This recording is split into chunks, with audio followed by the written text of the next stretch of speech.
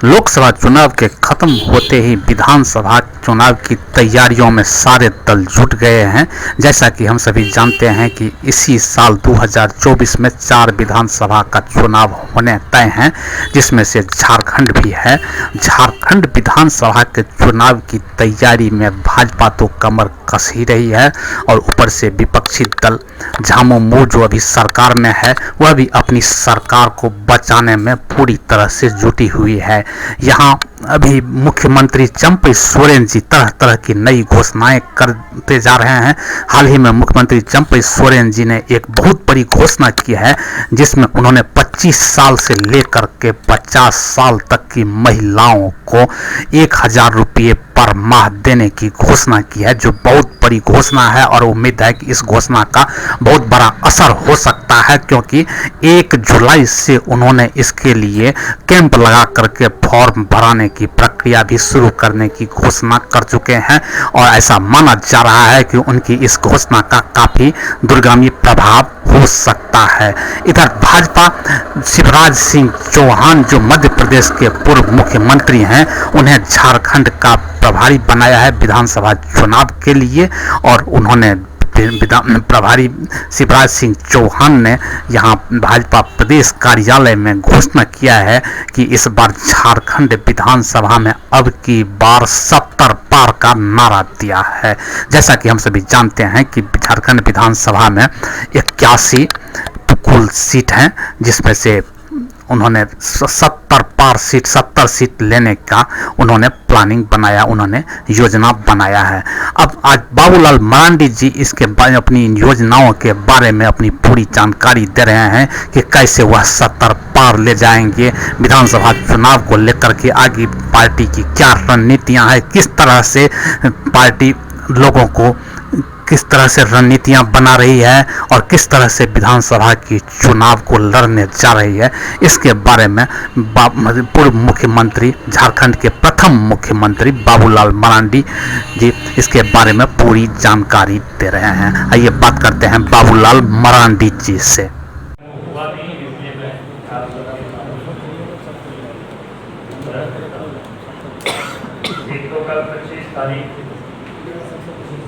आप सबको ध्यान में है कि इमरजेंसी आपात काल लागू किया था, उसमें तो आज आप सब लोग देखते हैं कि जिस प्रकार से देश के अपोजिशन में जो लीडर है वो संविधान की कॉपी लेकर के, और पिछले चुनाव में भी इस प्रकार से उन्होंने दुष्प्रचार किया कि मोदी जी आ जाएंगे तो संविधान बदल देंगे, रिजर्वेशन समाप्त कर देंगे। लेकिन वास्तविकता क्या है, अगर संविधान को जिसे हम कह सकते हैं कि उन्होंने जैसे तैसे कर दे, तो कांग्रेस पार्टी ने किया, उनकी दादी कहेंगे उनको, दादी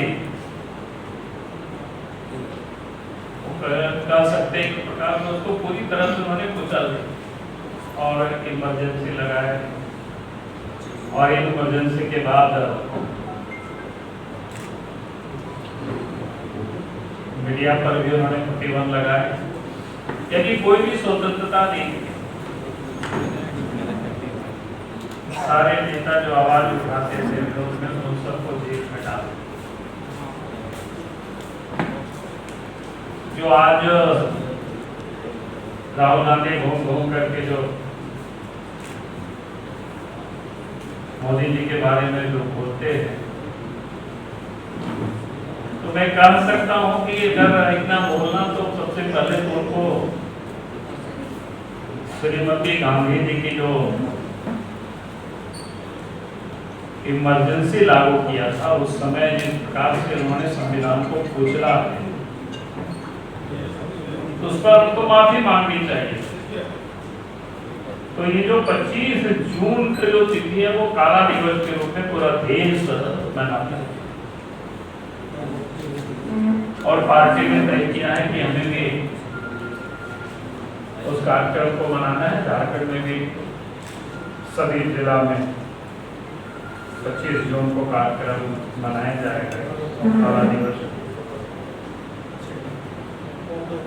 कि आप सबको ध्यान में है, उसके लिए भी काफ़ी टीम बनी है जो हमारे कार्यकर्ता इस काम को देख रहे हैं। मैं उन नामों को याद ही कर रहा हूँ, आप सब लोग लेना चाहेंगे नाम भी तो आपको अशोक जी से प्राप्त कर दें।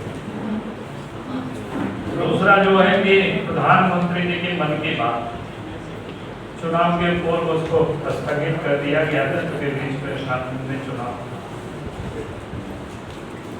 अब मैं ये कह सकता हूँ कि 30 जून मन की बात और प्रधानमंत्री जी का जो तीसरा काल का जो प्रारंभ,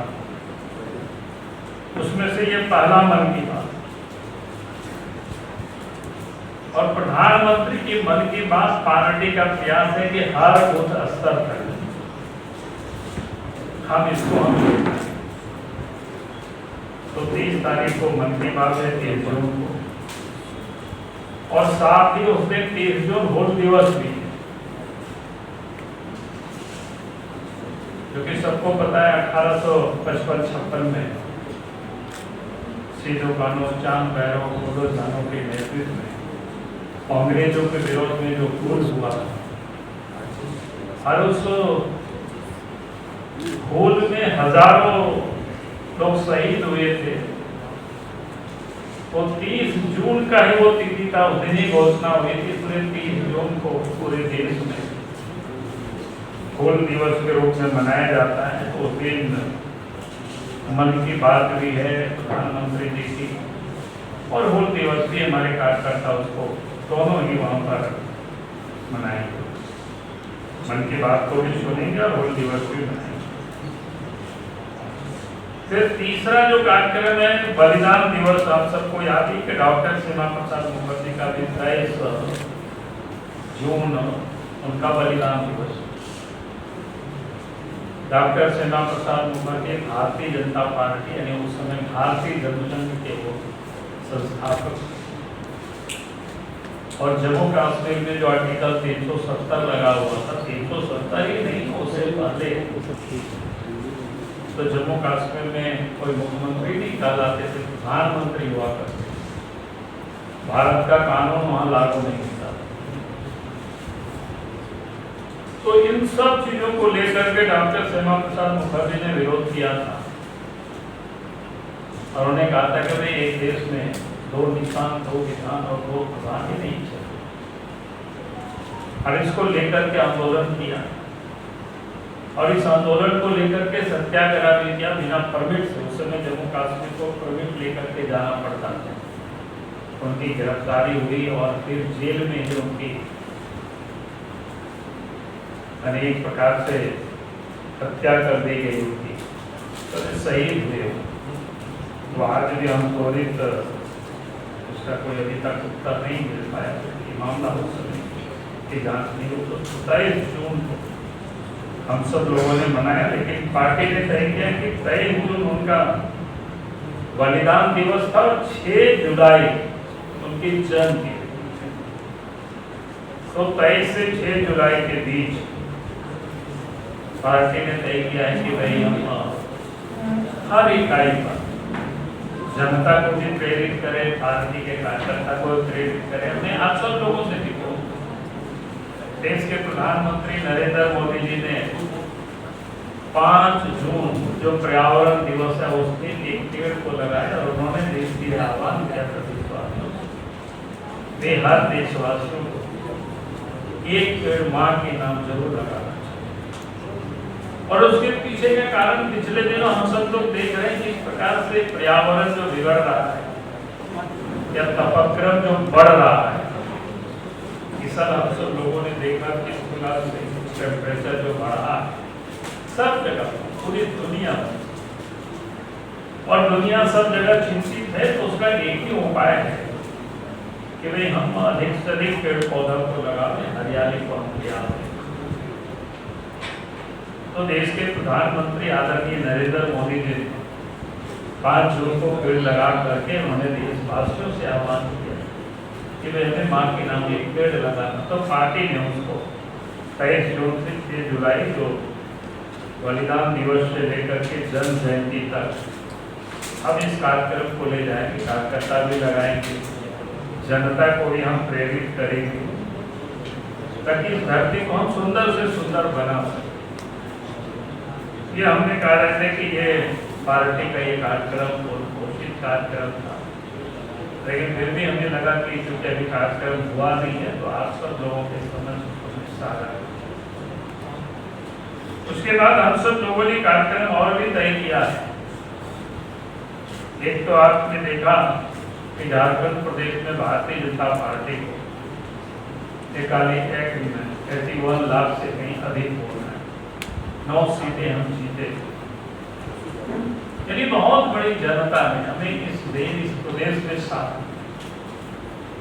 और इसलिए पार्टी ने तय किया कि विधानसभा स्तर पर एक बड़ा कार्यक्रम जहाँ पर हमारे कार्यकर्ता जनता को भी और उनका अभिनंदन करें। उस कार्यक्रम में हमारे विधायक, सांसद, नेता लोग उपस्थित रहे। ये तिथि हम सब लोगों ने तय किया है कि अभिनंदन विजय संकल्प सभा, अभिनंदन कार्यकर्ताओं का भी, अभिनंदन जनता का भी, और विजय हुआ उसके लिए भी अभिनंदन है, और आने वाला विधानसभा चुनाव के लिए भी संकल्प। तो इसलिए अभिनंदन विजय संकल्प सभा ही झारखंड के सभी विधानसभा क्षेत्रों में करना है। ये 6 जुलाई से 15 जुलाई के बीच, 6 जुलाई से 15 जुलाई उस समय पार्लियामेंट में नहीं रहेगा, उसके बाद पार्लियामेंट होगी ताकि सांसद लोग समय दे सके। तो एक तो ये कार्यक्रम, उसके लिए भी कई लोगों का नाम है। हमने कहा कि नाम बाद में अशोक जी से आप सब लोग ले लेंगे। और उसके बाद फिर 5वां जो कार्यक्रम है,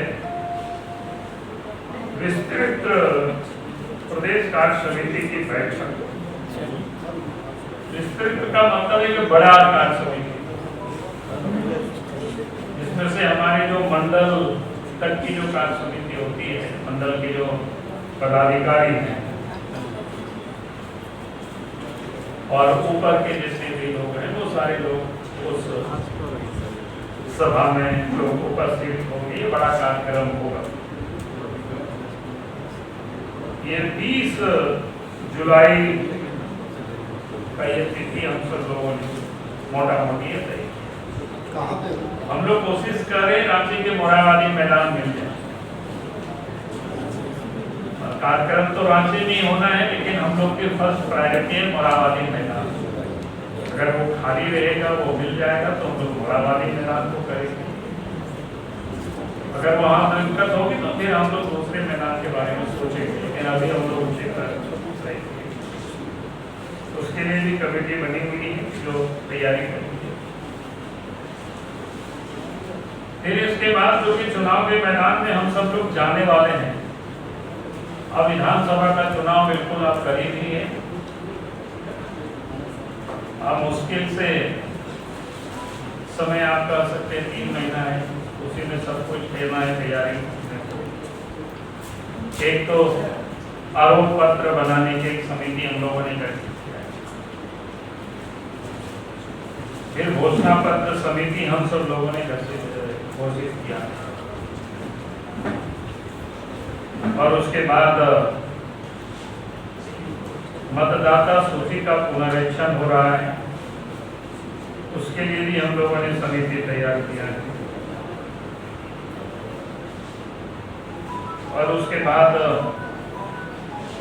टॉकिंग पॉइंट होता है, भाषण के जो बिंदु होते हैं, हमारे जो लीडर आते हैं बाहर से, क्या अलग अलग क्षेत्र में क्या क्या हो सकता है, क्योंकि अलग अलग हिस्सों में सब बटा हुआ है। जैसे आप कोल्हान की जो समस्या है वो संथाल परगना में शूट नहीं करता है।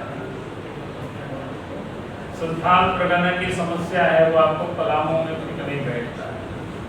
इसलिए अलग अलग क्षेत्र के लिए एक टॉकिंग पॉइंट तैयार करना, जैसे हमारे नेता भी जो आएंगे या फिर हमारे जो राज्य के भी नेता जो जाते हैं उन क्षेत्रों क्या क्या बिंदु, उसके लिए हम सब कमेटी बनाई। फिर आगे अगस्त महीना में आंदोलन का भी कई कार्यक्रम हम सब लोग करेंगे, महिला मोर्चा की ओर से, युवा मोर्चा की ओर से। ये कुल मिलाकर के कार्यक्रमों का एक श्रृंखला है। बाकी शेष जो हम सब लोग तय किए हैं, तो मुझे लगता है कि जो कार्यक्रम था वो मैंने आप सबके समक्ष पूरे के पूरे कार्यक्रम को मैंने रख दिया है। बाकी हमने कहा कि जो नाम है PSA लाइव न्यूज से मैं हूं आपके साथ संपादक अशोक कुमार झा। हम फिर मिलेंगे आपसे बेहतरीन और ताज़ा खबरों के साथ। नमस्कार।